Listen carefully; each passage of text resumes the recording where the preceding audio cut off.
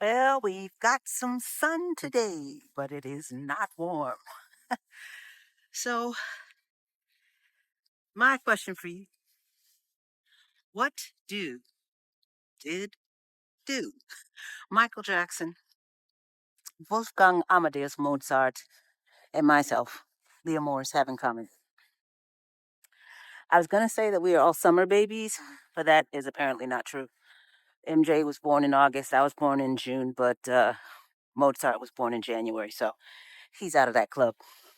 What we do have in common, though, is that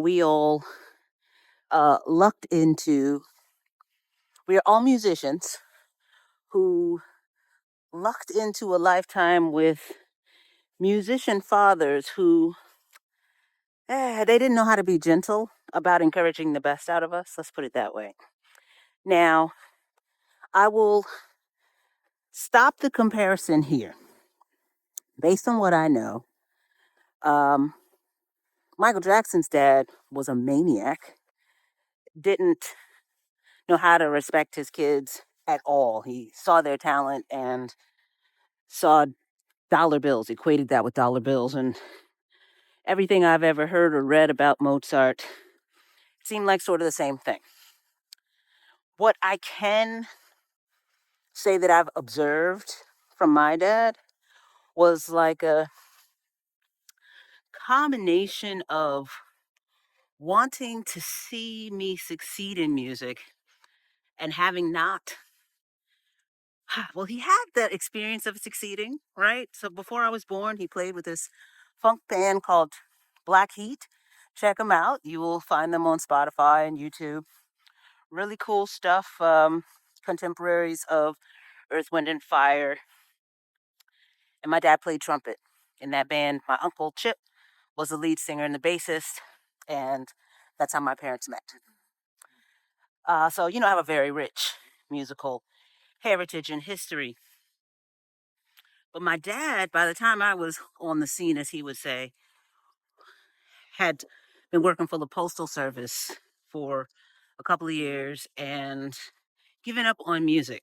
He studied music, was, a very strong, intuitive player as well as an educated player, and had a very strong sense of pitch. Not quite perfect, but very strong relative pitch to the point that I assume it was probably painful for him to hear people singing out of tune.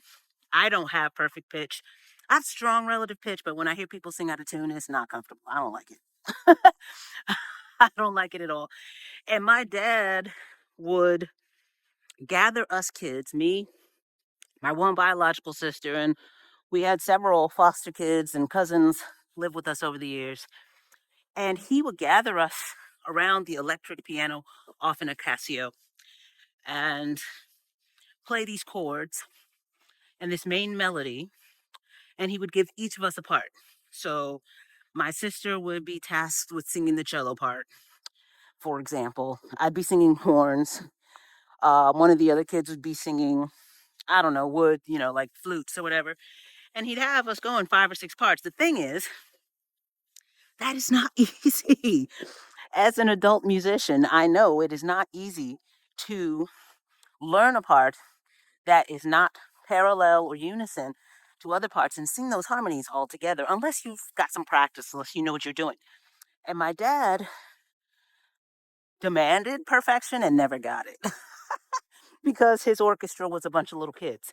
I remember starting to play the piano when I was 7, and then shortly thereafter I started playing the flute. And because my dad would get involved in my practice sessions, I very quickly stopped wanting to practice. Like some kids don't like their teachers, some kids don't feel like doing the work. My dad was just a menace. He was just on my nerves. Not anywhere nearly as bad as the legend of MJ's or Mozart's, to be honest. My dad was not trying to make me the best musician in the world. I think he was trying to, I don't know, maybe capture something that he felt he had lost hold of? I don't know. I don't know. I can't speak for anyone else. I can say that I have 3 kids, and my first 2 kids, they're all very talented people, musically gifted souls. And so far, only one of them has shown, well, that's not fair. The eldest is a wonderful songwriter. She writes sort of neo soul R&B stuff to beats, pre-provided beats, which has this beautiful sense of melody and clever lyricist. My son is a lead singer in a rock band, which is a lot of fun to watch. And my little one is really curious and scientifically interested in music theory. So, I can just go to all the places with her, like, sit down to a sheet of music and say, hey, okay, I want you to play this melody. I want you to follow these chords. And then she'll go, I don't really like that. It's calling for A minor to E minor. She goes, that doesn't feel right to me. I want to try this B instead of the E major or whatever it is. Um, and that's such a joy to be a part of that because it's a language that I learned. It's like, I grew up in a very diverse county, Montgomery County in Maryland, and I had a friend whose family had immigrated from Cuba, and he had a total of 10 siblings in his generation, and none of them could speak fluent Spanish. And it was just lost. It takes one a generation to retain or lose a language or a culture. And I feel very fortunate to have been raised with the language of music, just as an intuitive part of my heritage. And I'm very grateful for whatever opportunities I have to pass that on to my kids. And I want to do so with love and gentleness, so I don't put a lot of pressure. I don't put any pressure. I invite. I incessantly invite, but I apply no pressure. They want to come. The instruments are always there. The hearth is always warm. Mama is always ready to make music, to talk music, to play music with them. But all of this is to say one thing that I reckon if I could sit down with MJ and Mozart and have this conversation with them and ask what they experienced, what their takeaway was from getting the dads they got, I think there would be a lot of pain. There would be a lot of sadness that their dads didn't know how to articulate gentleness and invite them to unfold their genius rather than torture it out of them. And I think some of that might be gender stuff and era stuff. I also think that maybe both of those guys would be a little bit like me and have within the pain this complicated balance of a gratitude, gratitude that somebody saw their capacity and really wanted them to shine, to be the best they could be. Because obviously those guys, they were at the pinnacle of their capacity and their dads had something to do with that. And my dad has something to do with the musician that I am. He could have gone about it in a, I think, better way.